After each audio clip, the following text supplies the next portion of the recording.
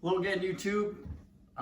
This is another edition of the Beast to Feast series that we're doing, cutting up the deer that we got this year. This is again the doe, the third deer that we were fortunate enough to take this year. This one we took under ideal conditions. It was cold. We were able to hang it in the garage for a while. Stayed there for about 2 weeks. I would have loved to age it even longer. We just don't have the space to do it here at the house. But pretty much the most high quality venison that we got all year is right here. So we broke the deer down in the garage. We did a video on this front shoulder. Now we're doing our last video. This is the last piece of that deer to be cut. So this is the hindquarter. What I like to do is lay it out. I like to moisten a washcloth, give it a good wipe down, get off any hairs that are still on there. There's always little hairs, but I try to make sure I get them all off now, so you're not picking them off later. It's easier to do it now. So get yourself a sharp knife. This one has a nice flexible blade, which is great for doing this kind of stuff. So the way I start the leg is you feel around for the knee right here. Here's the knee, and it comes to down, hits the bone, and the bone follows all the way up here to the pelvis. So I take my knife. This is the first cut that I make. I go straight down to the bone at the knee, just north of the knee a little bit. And once my knife connects with that bone, I follow it all the way up to the pelvis, and I keep following it until this big hunk of meat comes completely off of the body. This is going to be probably the best roast, one of my favorite roasts to make. This is the sirloin tip. So when you go into the grocery store and you see kind of like a football shaped roast sitting there, 90% of the time it's going to be this cut right here. This is great. It's protected by a little bit of sinew. You can pull it away really just using your fingers. That's kind of the greatest part about venison shoulders and venison hindquarters, is that once you start working with them and you start getting into the big cuts like this, you can really get in and just start pulling them apart with your fingers. Use a little bit of knife, like this one's been sitting, so you know some of this sinew is a little bit harder to just pull off, but you know, just a real gentle stroke of your knife. Make sure your knife is sharp. Will get you down to the good stuff. And we'll trim these up a little bit later, but there you have it. Sirloin tip, pretty good. Great cut, great to make roasts out of. And you know, some guys will grind them, but I don't know. That's one of my favorites for roast. This stuff here, you can see there's a lot of meat that's still left in there. We'll pick through this. Usually when we're done, we'll get the big roasts out of here, and then we'll go back and we'll start picking through our grind pile to get what we're going to use for making sausage and all the rest of that stuff. So we like making our own sausage here at the house. It's a great way to kind of see your venison from starting in the field and ending on your breakfast table, and knowing exactly, you know, where that meat's been. You have total control over the entire process.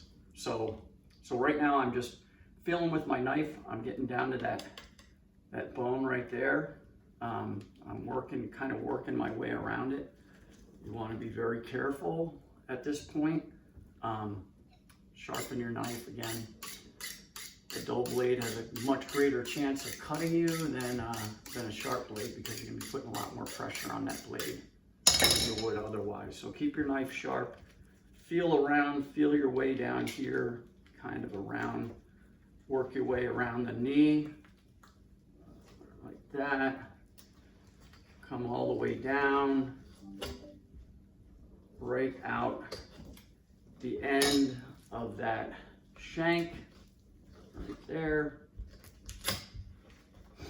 And then do the same up the other side, right here. Again, being careful not to catch your finger. Always cut away from you when possible. A lot safer that way.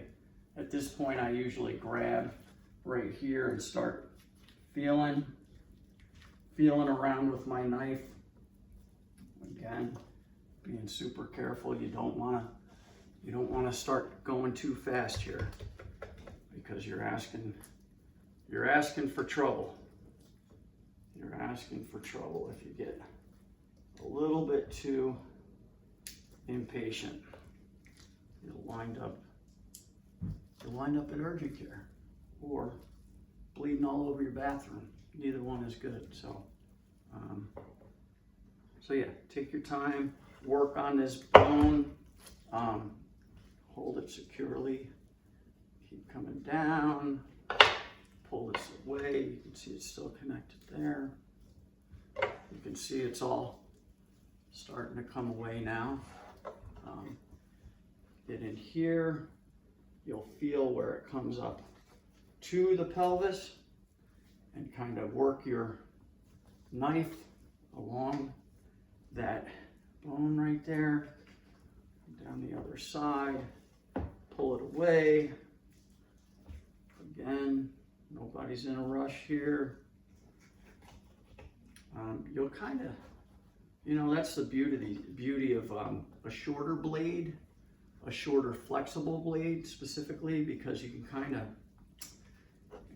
get around these knuckles a little bit more strategically, and have more control here. So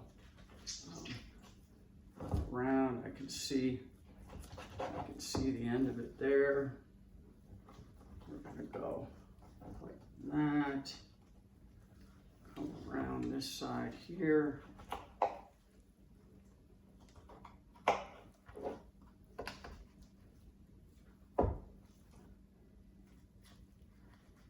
There. Pull it back a little bit so I can see where the bone is. There it is, right there.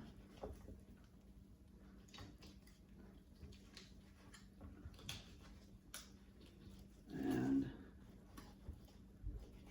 again, flip your blade along like that, hugging the pelvis the whole way. And cut through that big layer of fat. Voila. There you have it. So we've separated the bone out. Now we're going to work with all of this next. So I'm going to put this bone over here because there's some meat left. There's some meat left on that bone that we're going to kind of pick through and get some more grind off of that. But now, hopefully you can see this okay, but you got this big chunk of meat, boneless chunk of meat. And as you can see how it's connected, right? Again, here it's connected right there by a little bit of sinew. Perfect for the grinder. But you get your hand inside here and start pulling. And you'll see again, right there, there's the seam. I'm trying to get you a good view of this, but there's the seam of the meat that comes out right there, runs out to the end of that leg. Use your knife sparingly. But these are really pretty easy. Shouldn't say easy. I mean, I'm no professional, but you know, it's easy enough that a home butcher can do this with, you know, a few basic tools, a little bit of know-how, maybe a 6-pack of Pabst Blue Ribbon, you know, whatever suits your fancy, man. But, you know, take your time. We'll trim this up right there. Try to get all of this big white stuff off. You're not going to want to eat that. There's no way to make that taste good. It's not like beef or pork fat or beef fat. I mean, you can cook,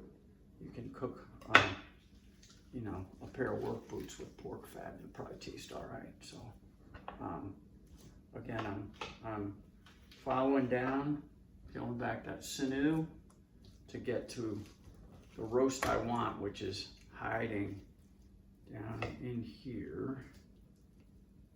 Again, pulling, cutting, pulling, cutting, pulling, cutting. That's pretty good right there. I mean, you can see, and here, you know, I think I mentioned it in earlier videos. The advantage of aging deer with the hide on is that you don't have to cut as much of this meat away. Like, you see that? See the color of that? It's dark and gray.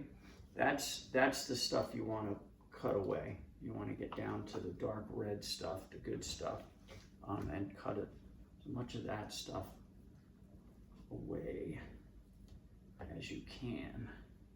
So, to make it pretty. But this here is going to be another really good roast. We will maybe dry roast this in a Dutch oven. We might, who knows, like we might cut it into cubes and use it for making stew. I don't know. We'll see, we'll decide when we get there, but it's easier to chunk this and freeze these as roasts, and then you get there later in the season, you're like, man, I'd like to make meatloaf, but I don't have any ground. Well, pull out your roast and throw it in the grinder. Grind it fresh, you know, grind it fresh and use it for your meatloaf. It's a great way to do it. So, there you go. That's pretty good right there. What I'll do is trim up the end, so make it straight. That way, when you cook, you can get it to cook more evenly, and it's symmetrical meat always will cook a lot more consistently than asymmetrical meat. Meaning, if I had a piece of meat like this and I kept the tail end, and let's say the tail end was much thinner, well, I mean, some people are into that. If they have a family that some like the meat cooked more well done, you'll get more well done pieces on the end, right? And then the thicker part will be a little more rare. But we prefer it to be consistent. I'll probably tie it, if I was to cook it as a roast, I'll tie this with butcher's twine to make it even more tight and more consistent cooking. But there you go. It's a great looking roast right there. So we're still digging. We're still on our quest, digging away with our fingers. This is another little roast on this side. I don't know the exact name for it, but it hides over here. It's I usually cut all the way through to the other side. Separate it as we go. This one here there's another little roast. I just pulled off this side of the hindquarter.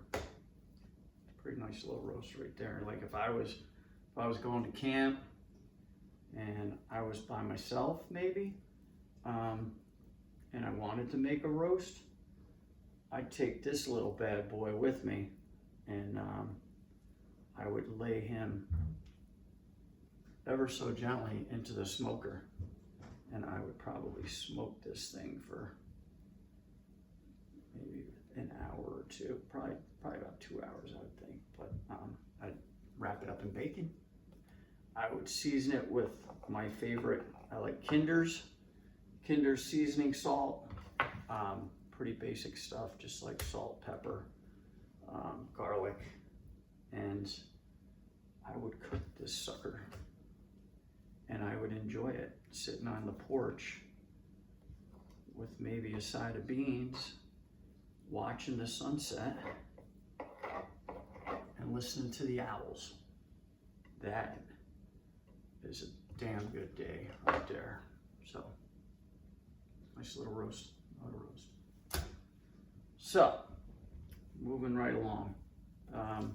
The last one we'll pull out of here, there's one last decent sized roast that you'll get out of here that hides under all of this right here. And the way you get to that one is by pulling and separating right here. You can see where it is. Oh, I'm getting dull. As soon as you hit fat with these knives, even the high-end knives, this is not a high-end knife, but even high-end knives, fat is the enemy. Once you start hitting fat with your knife, you better have a sharpening steel nearby, handy for you to grab a hold of, because it makes all the difference in the world. It makes this much easier to do. I'm gonna cut away this stuff here. Again, this stuff is not good to the palate. Waxy, kind of nasty. So continue to trim. I tend to over trim the meat when I cut it. And you're kind of getting the Cliff Note version here. I'm going to spend a lot more time working on this here tonight. The football game's about to come on, so Seahawks are playing. So I'm going to watch the football game, and I'm going to pick away at this roast here, and I'm going to trim it up real nice, get all the white off, and then I'll go through all my grinder pile, my meat, my grinder pile, separate out what I'm going to make sausage out of. Again, I've got to practice what I preach. Don't cut towards yourself, cut away from yourself.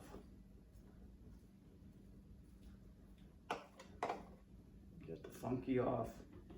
See that nice dark red stuff underneath? That's what you're looking for. That's what you want to get to. You want to keep trimming, just like filleting a fish. You know, you're just peeling that away, peeling that away, peeling that away until you get down to the good stuff right there. So that's the final roast that you'll get out of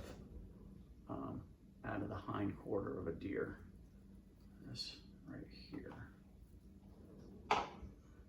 This is the final roast. And I probably should have given you names for these roasts, but I don't really know the names of these roasts. I've just been eating them for years. But there you go. That's your last one that you're going to get out of the hindquarter.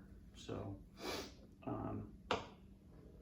so go for it. I hope you get a deer. I hope you get a chance to butcher your own deer. It's like I said, it's a great process. I enjoy it. It's like the culmination of a good season for me, and then to prepare it for my family or my friends and see them enjoy it. That, you know, that's the cherry on top of a successful season for me. So stay tuned, keep checking out my videos. This is only the third one that I've done, so I'm trying to get better, but you know, click like, and hopefully I'll be coming at you with some more stuff in the near future. So good luck out there, be safe in the woods, and we'll be talking to you.